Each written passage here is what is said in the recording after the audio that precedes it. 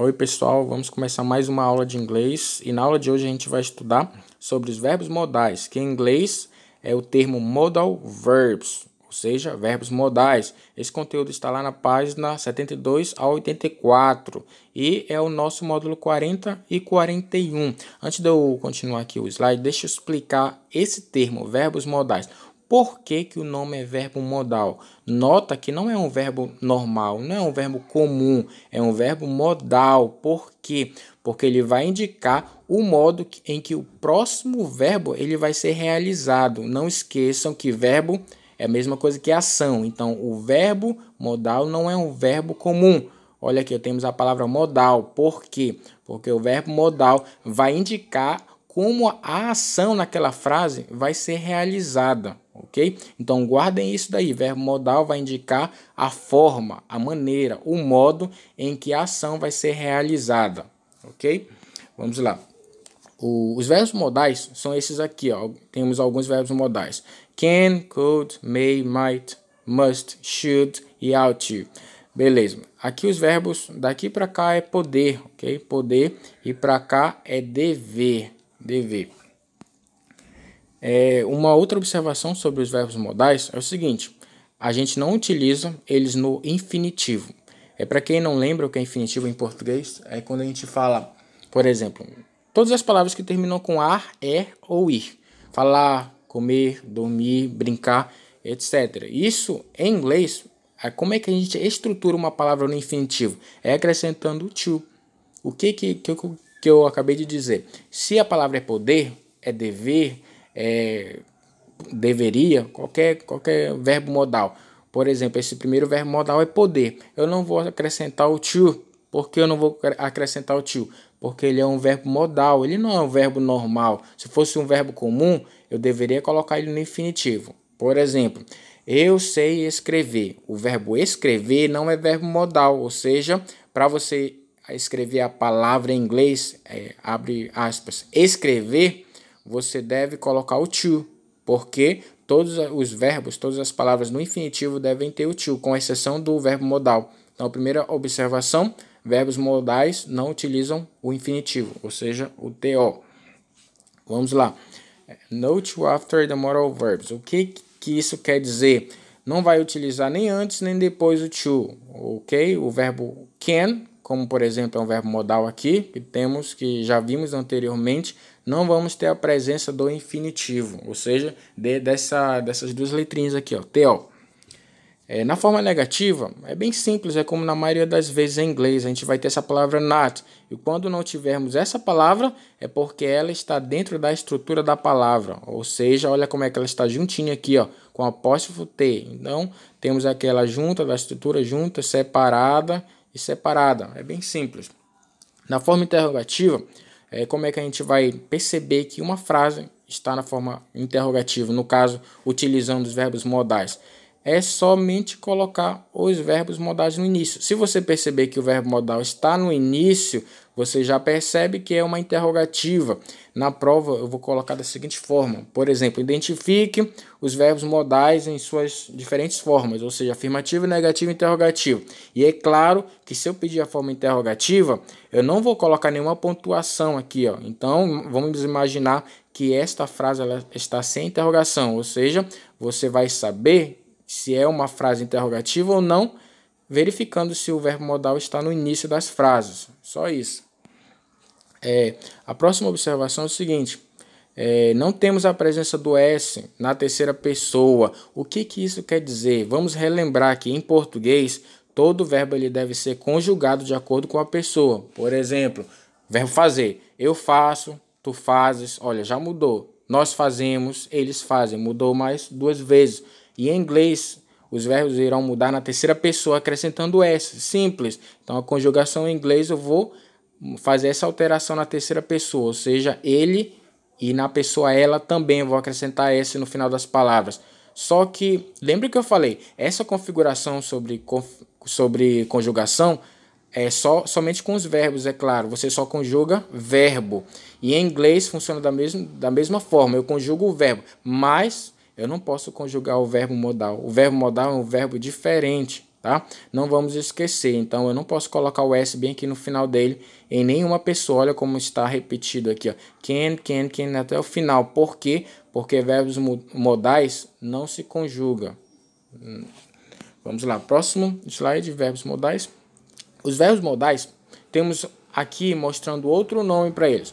Os verbos modais também são verbos auxiliares, auxiliares modais, mas ele é mais conhecido como verbos auxiliares. Se na prova de vocês, em vez de ter verbos modais, em vez de ter esse termo que eu falei, pode vir como verbos auxiliares. O que são verbos auxiliares? São verbos modais. O que são verbos modais? São verbos que indicam como outro verbo é realizado, ou seja, como a outra ação naquela frase ela é realizada. Vamos aqui, ó. I can ride a bike. Olha, onde é que está o verbo modal? Bem aqui, ó. O can e ride. Lembra lá, ó. O can, o verbo modal, vai dizer como o próximo verbo ele vai ser realizado. Não esqueçam. Então, após o can, vocês já sabem que é o verbo, ou seja, é o verbo alterado por esse verbo modal aqui, ó. Próximo, you may be right. You may be right. O verbo modal é o may e o verbo que está sendo alterado é o be. A próxima palavra depois do modal é o verbo em questão. Terceira frase, she must stay here. Se eu perguntasse para você, se eu falasse, aliás, se este aqui é o modal, onde é que está o outro verbo? Aqui, ó, é o próximo, é o que fica bem do ladinho. A última frase, you should read. O verbo modal é esse primeiro aqui e o verbo comum é read. Agora deixa eu explicar para vocês. Lembram que eu falei que o verbo modal ele vai alterar ou vai indicar como o outro verbo vai ser realizado? Vamos pegar esse aqui como exemplo. You should read. Você deveria ler. Vamos esquecer no primeiro momento que não temos o verbo modal. Não temos o should. Então ficaria como? Você lê. Você lê. Quando eu falo você lê, eu estou expressando uma capacidade. Ou seja, eu estou falando que você é capaz de ler. Você tem essa capacidade de ler. Agora, se eu colocar o verbo modal should, eu estou falando que você deveria ler. Eu não estou falando, eu não estou colocando à mesa a sua capacidade, mas eu estou alterando o verbo ler como se eu estivesse te dando um conselho. Olha aqui como o verbo read, o segundo verbo foi alterado. Primeiro momento, ele expressou capacidade, você lê. No segundo momento, eu falei deveria ler, ou seja, eu sei que você sabe ler. E eu só estou querendo que você leia, eu estou te dando um conselho. Nota que tem uma grande diferença entre você ler e você deveria ler. No primeiro momento, você lê, você tem a capacidade de ler. Você deveria ler, eu sei que você sabe ler e eu estou te dando um conselho, o que você deveria fazer. Então, olha a importância. O verbo modal, como falei no início da aula, ele vai indicar a forma em que outro verbo ele é utilizado, ele vai ser realizado. Então olha como mudou totalmente, que mudou completamente. Em um momento eu falei de capacidade e em outro momento eu já sabia disso. Eu só acrescentei a minha ideia, a minha opinião. Vamos continuar. Não tem passado nem futuro, com exceção do can. Olha aqui uma outra observação importante. Os verbos modais, a maioria não tem passado. Somente o can que vai ter o passado. E o passado dele, a gente vai ver mais lá para frente, também é um verbo modal, que é o could. A gente vai ver aqui, ó. Vamos lá. O can é o verbo modal, que significa poder. Não esqueçam. O can é um verbo auxiliar, ou seja, é um verbo modal. Não esqueçam disso. Verbo modal é o mesmo que verbo auxiliar. E o could é o verbo auxiliar, ou seja, é um verbo modal também. Mas qual é a diferença? O could, primeiro momento, notem aqui antes da gente fazer a leitura aqui, ó, tentem entender o seguinte: o can é o verbo modal no presente, o could é o verbo modal no passado. Lembra lá que eu falei, acabei de falar que o can é o único verbo modal que tem um passado. E qual é o passado dele? É esse daqui, ó. Mas fora o passado, gente, olha aqui, ó, ele pode ser usado também no presente. Olha aqui esse fato, essa informação importante aqui, ó. O can é usado no presente e o could é usado no presente e no passado também. E ambos são verbos modais ou verbos auxiliares. É a mesma coisa. O can vai expressar habilidade. Quando eu falo que ele é poder, logicamente eu estou expressando uma habilidade. Eu posso, tu podes, nós podemos. Por exemplo, I can speak English. Eu posso falar inglês ou eu consigo falar inglês. Então, o que expressa esse verbo modal can? Expressa habilidade, ok?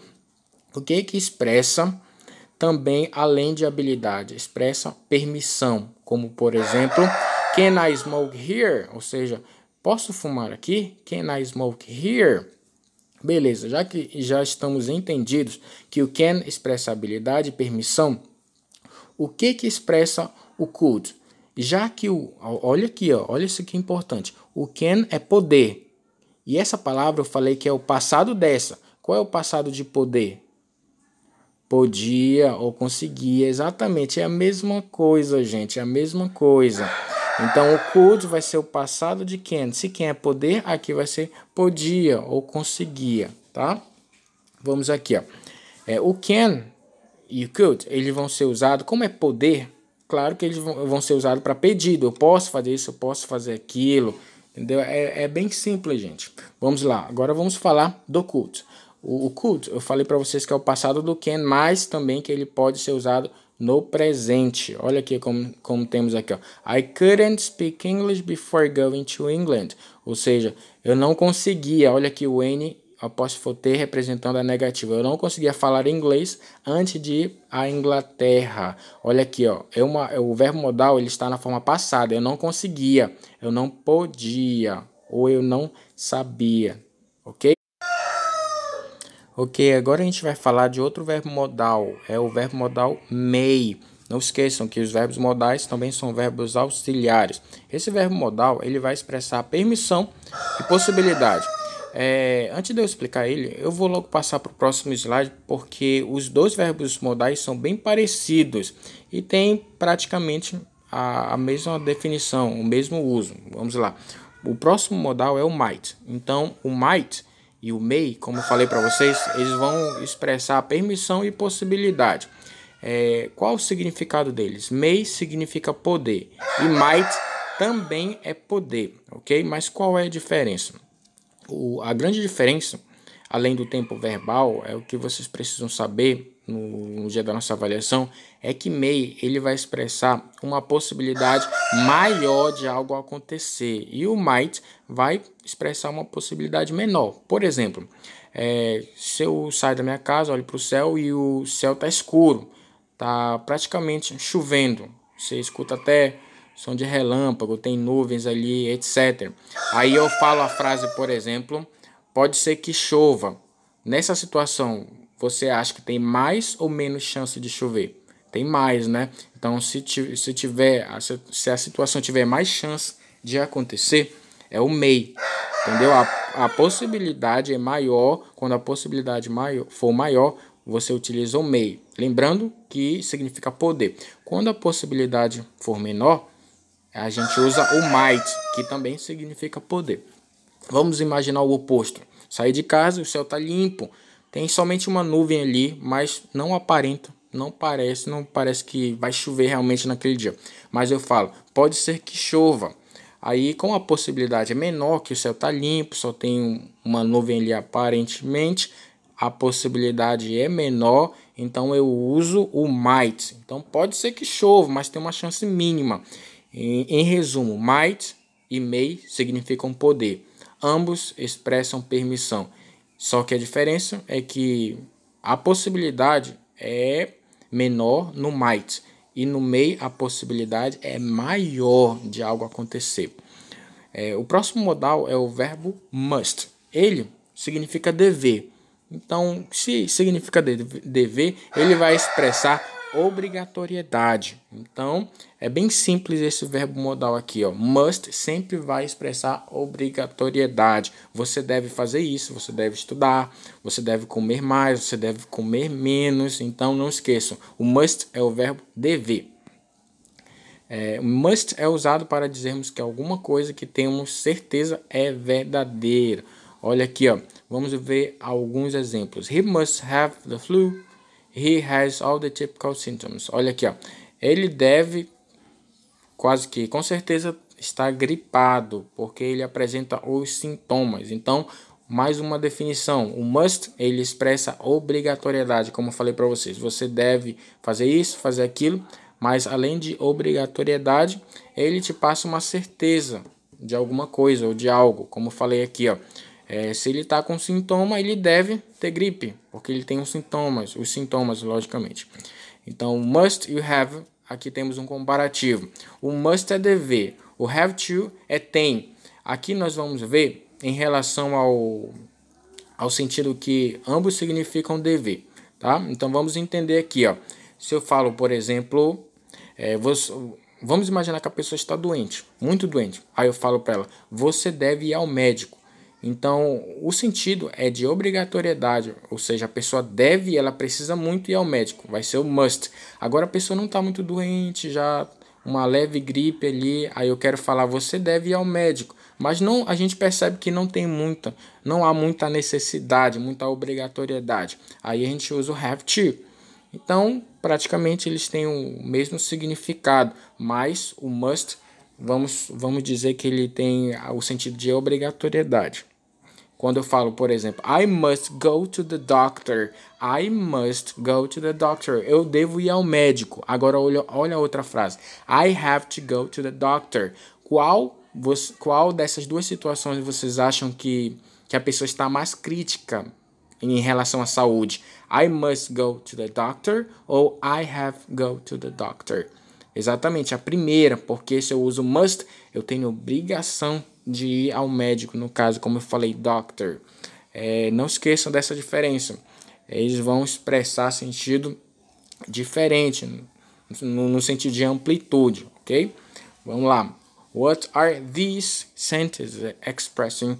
Agora é o seguinte, vai ser mais ou menos assim que eu vou cobrar na avaliação de vocês.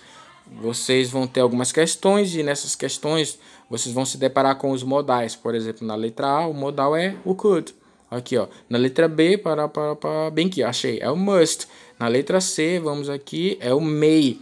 Aí vocês vão ter que colocar o que esse verbo ele está fazendo aqui, qual é o sentido dele estar aqui nessa frase. Ah, professor, não entendo inglês. Eu já falei para vocês que o can ele vai expressar habilidade ou capacidade. Permissão também. Aí vocês vão ter que saber o que cada partícula gramatical desses modais aí no caso vão estar expressando. Como eu falei, o may a gente viu que ele vai expressar permissão, tá? Ele vai expressar permissão. O could, lembra que ele é o verbo can, só que no passado, no caso podia. Como can, acabei de falar para vocês que é habilidade, o could também vai ser habilidade, uma habilidade no passado. Eu conseguia tocar piano, eu conseguia tocar flauta, enfim. Aí vocês vão ter que identificar somente o verbo modal e saber o que ele expressa. Como eu falei, como vocês viram nos slides anteriores, cada verbo modal ele não vai expressar somente um sentido, como por exemplo aqui, ó, vamos pegar o may. O may ele vai expressar um pedido. Sim, a gente acabou de aprender, a gente viu no slide. Vai também expressar uma permissão também. Aí como assim sucessivamente. Na prova basta você lembrar de um sentido desse verbo modal que ele vai estar expressando. Aqui temos mais algumas, letra D e letra E. O verbo modal é o should, que é o nosso deveria. Lembra lá, deveria. Se é deveria, vai expressar uma sugestão, um conselho, etc. Letra E, onde é que está o verbo modal? Bem aqui, ó, can't. Ele está na forma negativa. O verbo can é o verbo poder. Então, ele vai expressar habilidade, uma capacidade.